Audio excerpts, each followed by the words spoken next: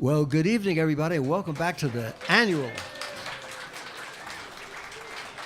annual celebration of Neal Cassady, the city of Denver, Colorado, and all the beautiful music, the literature, the spirit of this place that was here before Neal was born here and still remains in the year 2015. I'd just like to say one thing that has been left out of most of the history books, but is in Jack Kerouac's On the Road, which is a pretty good history book. And that is that when Jack came from the mill town of Lowell, Massachusetts, in the 40s, for the first time to the city of Denver to see Neal Cassady, Neal took him to a place called 5 Points. Since you all are from Denver mostly, you know where that is. And when I tell other people around the country who don't even know where Denver is, very often it's more complicated. Neal took Jack into a world he had never seen, into a community he had never experienced, hearing a kind of music that even in the golden days of Booty Street when the big bands came by, was nothing like it was in 5 Points, where there was a huge community of people that loved, nurtured the music, welcomed people into their community, and gave Jack a whole picture of America that he never saw before. And that was, Neal was totally responsible. He introduced him to the great Slim Gallard, monster genius improviser of words, spoke 17 languages, gave Charlie Parker one of his first recorded solos in history, was a good friend of Neal's and inspired Jack and inspires people today. And I wanted to say that because now in the year 2015, since I was a youngster with all those guys, I'm only 84, so I was still a spring chicken. But at that time,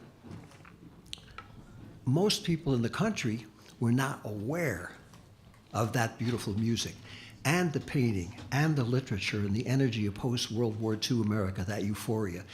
Neal was the one who brought a lot of people together.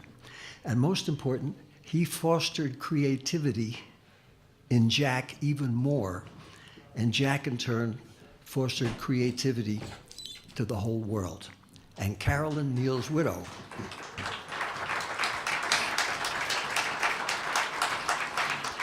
and Carolyn Cassady wrote the most beautiful book about all of that.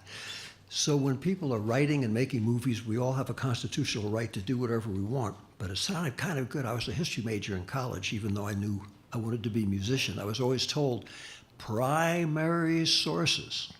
So if you read Neal Cassady's The First Third, you read Carolyn Cassady's beautiful book, which has been reissued, and now you're going to read a new book by her son John, which I was just given a copy of, which is amazing.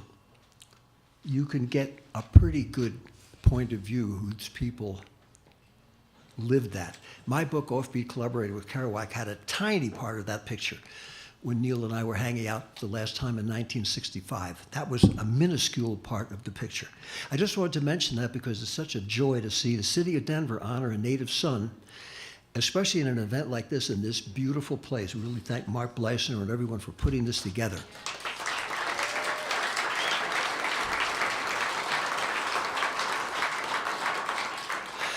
So with all due respect to the American genius of franchising everything into one gigantic Burger King and the Walmartization of the world, the so-called Beat Generation, which I never knew I was a part of till I read about it in a book, was actually a group of people, like-minded people who hung out and inspired one another. And today in Denver, there's a whole army of people doing the same thing, not wearing berets and goatees, pretending to be something that never existed, but being themselves and celebrating this beautiful city. So it's a joy and an honor to have lived long enough to come here and see on this anniversary all of this happening. And there's a beautiful new film out about Neal, which I know you'll enjoy as well. So we're going to start off by playing some music, and I thought, how could I possibly connect the miracle of having my symphonic variations on a song by Woody Guthrie recorded by the great Colorado Symphony Orchestra and this beautiful place. And a gentleman who's here tonight named Gene Zobak was at that time the executive director of the symphony. He said, I like your music, I like your spirit.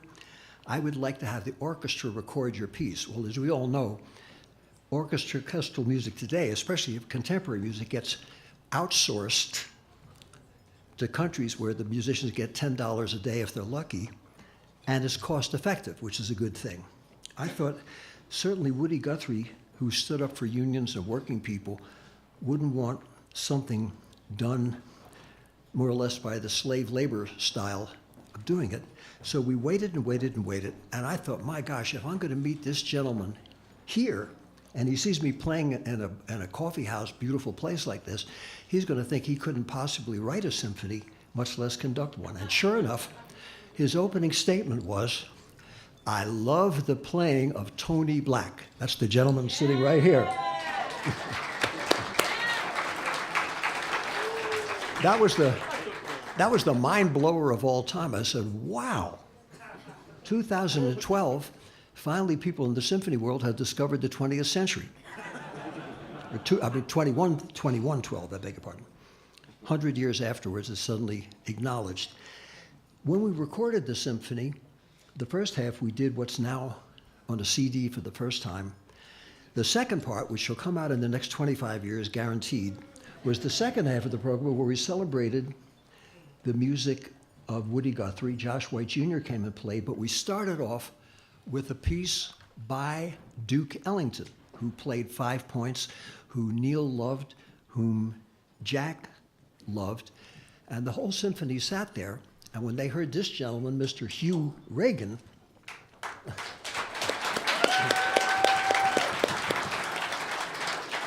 start to play his trumpet solo, by about the third chorus, the symphony was saying, wow.